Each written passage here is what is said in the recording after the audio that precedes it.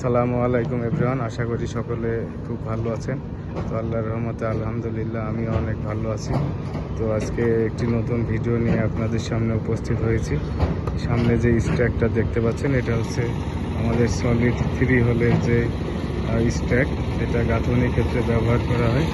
এই স্ট্যাকের পুরো মালটাই 3 হোল। ওই যে সামনে এখানে ভ্যানে স্ট্যাক করা হচ্ছে।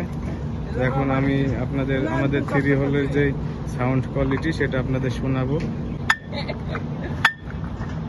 হ্যাঁ, এই যে এটা হচ্ছে আমাদের এগ্রেডিটের সাউন্ড, যেটা খুব সুন্দরভাবে পোড়ানো হয়। সামনে যে স্ট্যাকটা দেখতে পাচ্ছেন, এটা হচ্ছে সলিড এগ্রেডের স্ট্যাক।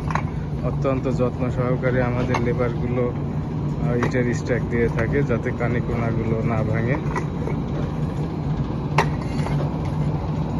কি অবস্থা?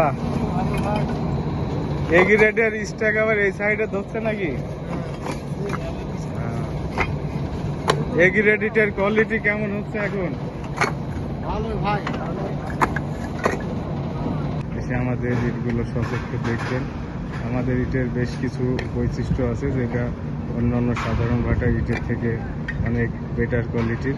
আমাদের যে 3 হোল ইটটা দেখছেন, এটার যে 3টা ছিদ্র, এই কারণে ভেতরে মশলা ঢুকে যায় এবং ইটের যেই গাঁথনির বন্ডিং এটা অনেক মজবুত হয় এবং রুমের টেম্পারেচারও কম থাকে।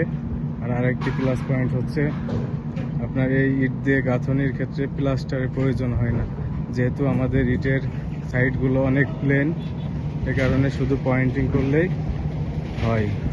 আর গাঁথনির ক্ষেত্রে মশলার পরিমাণও অনেক কম লাগে। তো এই প্রত্যাশায় আজকের মতো এখানে বিদায় নিচ্ছি। সকলে ভালো থাকবেন, সুস্থ থাকবেন। আল্লাহ হাফেজ।